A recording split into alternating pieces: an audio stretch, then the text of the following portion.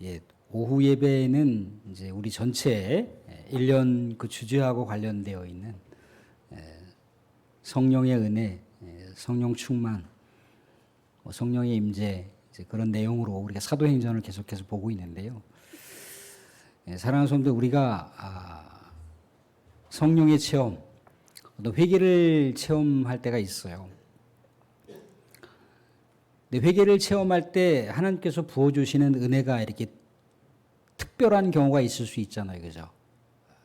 어떤 환상을 경험할 수도 있고, 아니면 성령의 강력한 임재를 통해서 방언이 터질 수도 있고, 아니면 기존에 있었던 말씀을 더 선명하게 깨달을 수도 있고, 아니면 교회를 향한 어떤 그 마음의 열정이 이제 좀 더 구체적으로 어떻게 내가 교회를 섬겨야 하나님께서 기뻐하시겠다라고 하는 그런 확신이 들 때도 있어요. 다양한 경험을 할 수가 있죠. 그죠?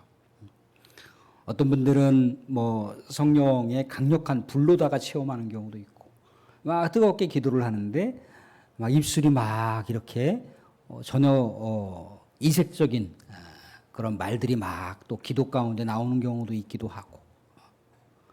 근데 또 어떤 또 방언은 옆에 있는 사람들이 못 알아듣는 경우도 많지만, 또 어떤 경우는 외국인들이 어떤 특정한 사람의 방언을 알아듣는 경우도 있기도 하고 그렇습니다. 이렇게 7, 8월 달에 이렇게 수련회 기간 가운데 막 뜨겁게 막 이제 기도를 해요. 막 1시간, 2시간 막 뜨겁게 기도하다 보면 이제 육신이 이제 거의 고갈돼요. 육신이 고갈된 상황에서 이제 모든 에너지를 다 쏟고 나면 성령께서 확 들어옵니다. 그럴 때 이제 성령께서 강하게 경험을 체험할 수 있도록 그렇게 해주시는데, 학생들이 그때 마침 경험하는 게 이제 방언이잖아요. 그죠? 옆에 있는 친구들은 막 방언이 터져, 팍팍 터져, 막 여기 터지고 저기 터지고. 또 어떤 친구들은 막 그 성령의 임재 가운데 막 눈물을 막 그냥 닭똥 같은 눈물을 막 흘리고 콧물, 몸물 다 나오는 거야. 막 강력하게 이제 성령이 임하시니까 그 강력한 성령의 불이 이 인간이 갖고 있었던 모든 죄를 막 불태워 버립니다. 그러니까 이제 콧물, 눈물 막 이제 흘러나오고 그래요. 그럼 이제 성령의 강력한 은혜를 받고 있는 사람들은 이제 그렇게 하나님의 기도의 그 줄기 가운데 딱 이제 타고 올라가서 막 기도를 해요. 막 기도를 하고 뜨겁게 막 감격에 겨워서 하나님을 막 앙망하고 막 그러는데, 어떤 친구들은 은혜를 못 받으니까 옆에 있는 친구들만 멀뚱멀뚱 쳐다보는 거예요. 그럼 옆에 있는 친구들이 막 그냥 눈물 흘리고 그러면은 괜히 자기는 옆에 있는 친구들 막 은혜를 받는데 본인이 은혜를 못 받는 것 같다. 그럼 어떡합니까? 막 침 발라갖고 막 눈에다가 막 이렇게 칠하고 코 밑에다가도 막 콧물 흘리는 것처럼 하고. 근데 사실 사모하면 하나님은 성령의 체험을 주시거든요. 사모하면 주세요. 사모하면.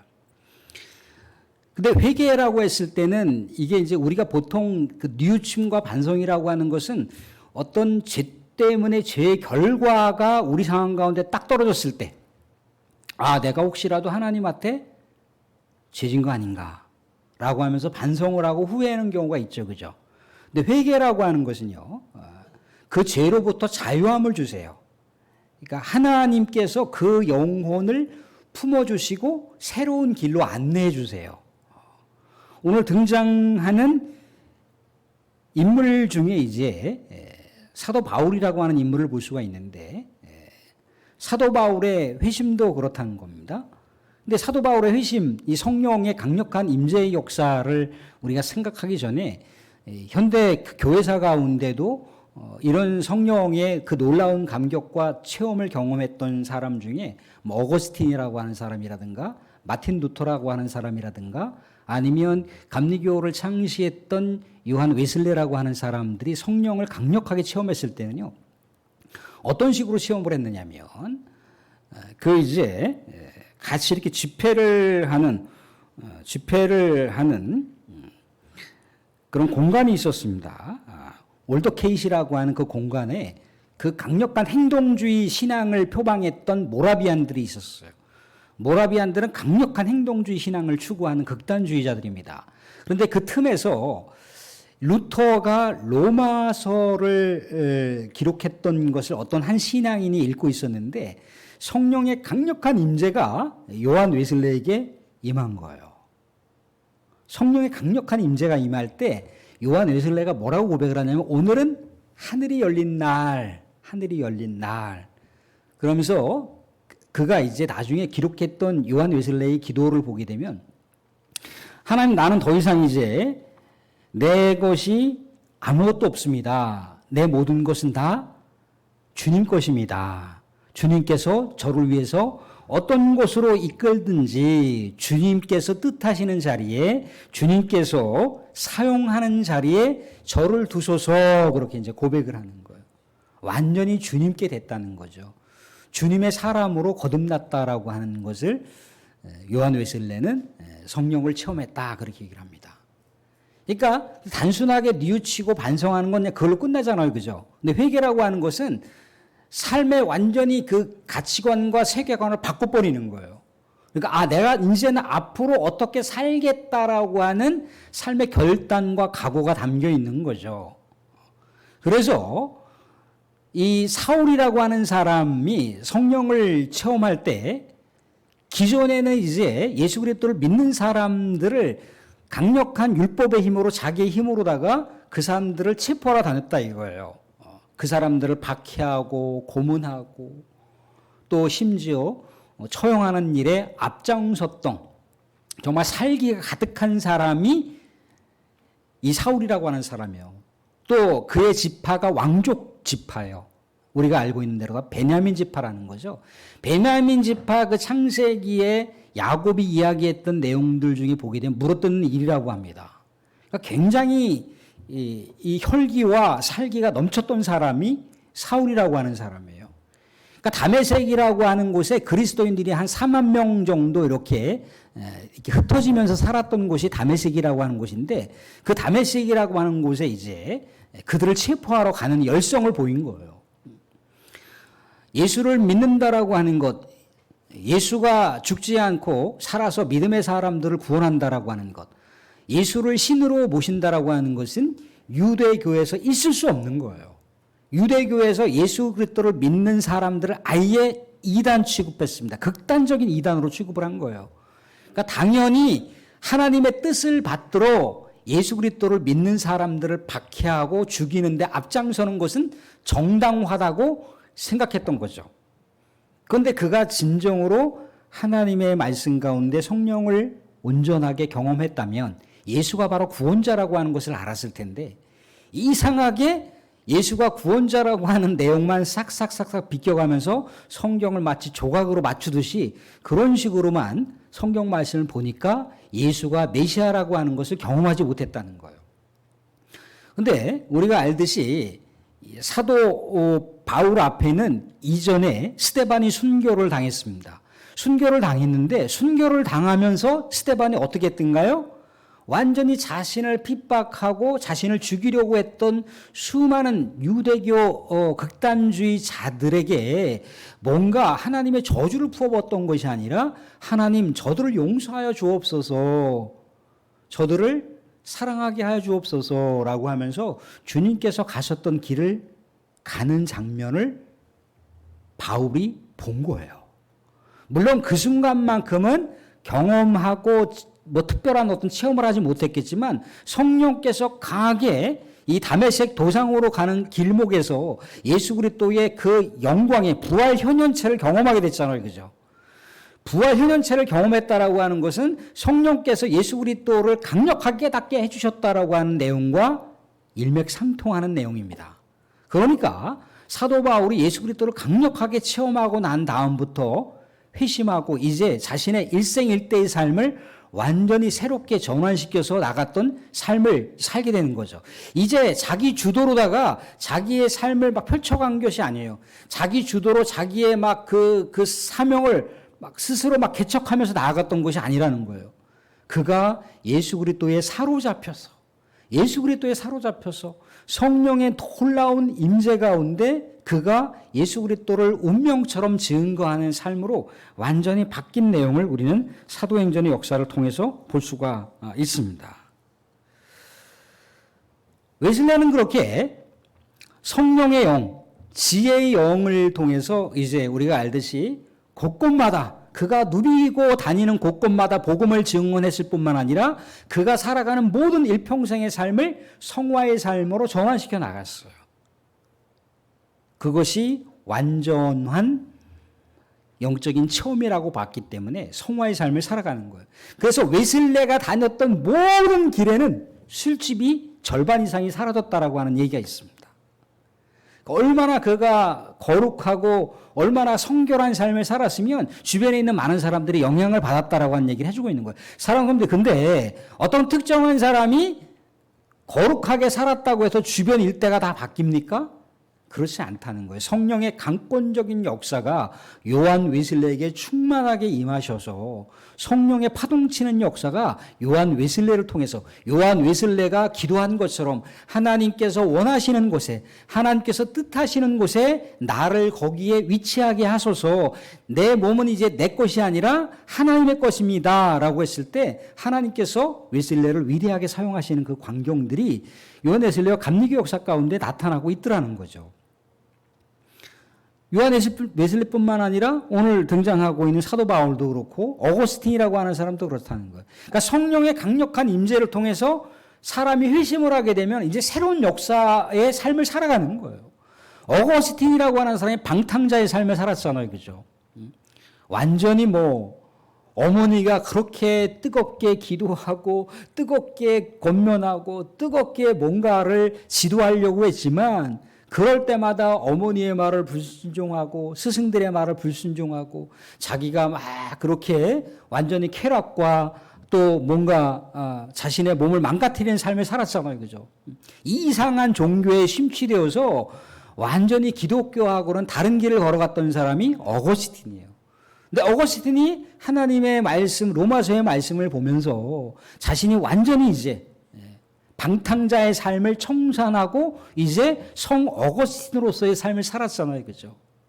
성령의 강력한 임재 가운데 새로운 삶을 살기로 결단했고 새로운 삶으로 결단한 곳에는 자신의 인생 이력이 새롭게 펼쳐지는 놀라운 은혜를 살게 됐다는 거죠. 사랑하는 우리도 마찬가지입니다. 우리가 물론 어떤 교회사의 한 획을 그었던 어떤 거시적인 인물, 영적인 어떤 거목들과 우리가 다른 모습이라 할지라도 우리의 삶 속에서 예수 그리스도를 믿는다라고 하는 것, 예수 그리스도를 믿고 성령의 은혜와 성령의 임재를 경험하고 또한 사모하는 열정 가운데 성령을 체험한다는 것, 그건 놀라운 기적이라는 거예요.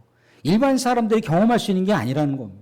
또 우리가 성령의 은혜를 통해서 또 방언의 은사를 경험할 수도 있고 치유의 은사를 경험할 수도 있고 말씀을 깨닫는 은혜를 경험할 수도 있고 아니면 심지어 누구에게인가 내가 뜨겁게 기도를 했는데 그 뜨겁게 기도했던 그 대상이 갑자기 엊그저께 병원에서 이렇게 해서 치료를 받고 한 일주일간 입원해야 된다라고 했는데 입원 않고 이렇게 회복할 수가 있었어요 라고 하는 그런 삶 속에서 소소한 은혜의 사건들 아마 우리가 경험하게 될 거라는 거예요. 그게 다 성령께서 강력한 믿음의 사람들을 엮어서 활동하시는 그런 놀라운 은혜의 광경들을 우리가 일상생활 속에서도 경험할 수가 있다는 거예요.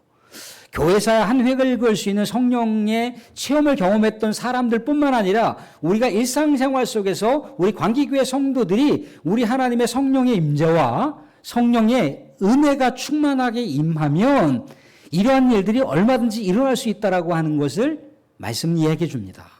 사도 바울만 그렇게 회심하고 이방인 땅끝까지로 복음의 증인으로서의 삶만 살아간 게 아니잖아요. 그죠?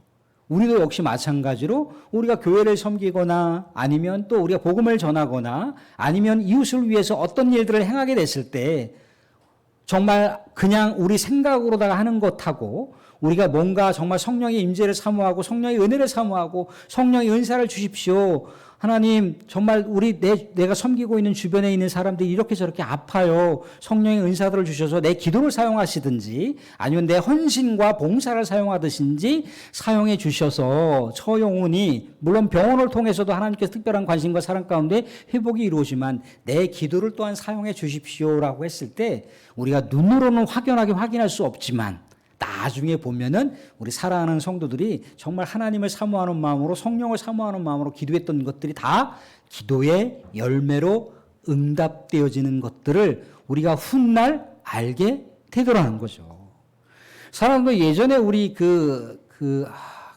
갑자기 그 이름 생각이 안 나. 윤태순 성도님. 윤태순 성도님을 우리 이제 은퇴 권사님들이 혼자 계시는데 꼭 예수 믿고 우리 관계교회 다녔으면 좋겠습니다라고 이렇게 이제 몇 분들이 이제 말씀하셔서 몇 차례에 걸쳐서 이제 가서 찾아뵙고 이제 인사드리고 또 같이 이제 예배도 드리고 그렇게 하면서 쓱하니 이제 예수님을 믿으셔야 되지 않습니까? 예수님 믿으세요. 예수님 믿으시면 영생으로 천국을 선물로 받을 수가 있습니다. 하나님의 자녀가 되는 복된 그런 놀라운 경험들을 하게 되실 거예요. 그런데 반응이 없는 거예요. 반응이 없는 거예요. 기도가 더 필요한가 보다. 더 기도의 시간이 필요하고 기도의 분량이 더 필요한가 보다. 그렇게 이제 하는데 그렇게 몇 번 가도 안 됐지만 어느 순간인가 예수를 영접하시겠다는 거예요. 그래서 영접 기도를 하고 그러면 이제 우리 교회 나오세요. 그랬는데 안 나오시는 거예요. 광기교회 나오세요. 광기교회 우리 그 어르신 친구들도 있으시고 또 예전에 알고 있던 누구 엄마 다 이렇게 있으시잖아요. 서로 얼굴 보시면서 행복하게 예배도 드리시고 식사도 하시면 좋겠어요. 그럼 어르신이 아무 말을 안 하시는 거예요. 아무 말을 안 하시는 거예요. 그런데 무슨 상황인지는 모르겠지만 저는 그게 성령의 인도하심이라고 보고 싶습니다. 그때 딸 우리 김광자 권사님하고 우리 그 이모 되시는 분하고 또 한 분하고 해서 이렇게 우리 윤태순 어르신께서 교회에 오셨잖아요. 그죠? 오셔서 같이 이렇게 예배를 드리시는 그 모습을 볼 때 정말 그 모습이 천사의 얼굴처럼 환한 그런 모습으로다가 제가 봤습니다. 그런데 그날 하나님이 불러가셨잖아요. 그죠? 하나님 불러가셨어요. 그죠? 그 모든 것들이 성령께서 강력하게 역사하시는 것뿐만 아니라 성령께서 섬세하게 역사하시는 것을 보게 되더라는 거죠. 사랑하는 성도들, 우리가 성령의 운행하심에 대한 역사를 우리가 간과하지 마시고 연민하게 또 기울이시고 정말 내가 바라봤을 때 혹여라도 저 인간 뭐 바늘로 찔러도 피 한 방울 안 나올 인간이야. 저런 인간들한테 복음을 전한들 교회 나오겠냐. 누구 엄마 교회 나갑시다. 그러면 너랍니다. 이런 식으로 반응했던 사람이라 할지라도 성령께서 그 사람의 그 거친 그 성정의 마음을 만져주시면 부드럽게 되시고 나도 누구 할머니 교회 따라 한번 같이 갈까라고 할 수도 있다는 거예요. 이 성령의 역사임을 사모하시고 결국 오늘 말씀 가운데 사도 바울이 어떤 그런 사역을 하게 됩니까? 오늘 아나니아를 통해서 이제 어떤 일들을 하게 되느냐면 우리 주님의 놀라운 이방인의 구원을 위한 우리 주님의 그릇이 된다는 거예요. 성령의 사명을 감당하는 우리 주님의 놀라운 복음 구원의 사명을 감당하는 인물로 거듭나는 장면들의 첫 번째 사건을 예수 그리스도의 부활의 현현을 경험하면서 성령의 뜨거운 체험을 경험하면서 그가 예수 그리스도를 보다 선명하게 알게 되더라는 거죠. 사랑하는 성도들, 또 한 주간 우리가 성령을 사모하시면서 혹여라도 우리 마음속에 품은 저 어르신은 저분은 꼭 예수 믿었으면 좋겠다라고 하는 분이 있다면 또 성령을 사모하시면서 기도하세요. 우리 사랑하는 자녀들이 있잖아요. 사랑하는 후세대들이 있잖아요. 여전히 엄마가 아빠가 그렇게 권면하더라도 예전에 소시적 어렸을 때는 교회 학교 다니면서 또 믿음상도 받고 여러 또 상도 많이 받고 교회 또 성경학교 때 재롱잔치도 하고 또 부활절이나 또 성탄절날 우리 하나님 앞에서 또 우리 성도들 앞에서 그렇게 또 찬양으로 율동으로 그렇게 아름다운 모습을 보였는데 지금 우리 사랑하는 자녀들이 그러고 있지 못하다라고 했을 때 여전히 우리 실망하지 마시고 성령을 사모하시면서 성령으로 기도하시고 성령께서 내 사랑하는 자녀 내가 그렇게 바라보는 그 대상도 꼭 예수 믿기를 또 다시 회복되어서 교회에 나오기를 그렇게 우리가 사모하고 나아갈 때 성령께서 사도 바울을 사용하셨듯이 웨슬레를 사용했듯이 우리 사랑하는 성도들을 사용하셔서 마침내 성령의 역사가 충만하게 우리 사랑하는 성도들의 삶의 현장 가운데 또 가정 가운데 우리 관계교회 가운데 충만하게 흘러서 성령으로 부흥하는 우리 관계교회를 세워갈 수 있는 은혜가 우리 모든 성도들 가운데 있어지기를 주님의 이름으로 축원드립니다. 아멘.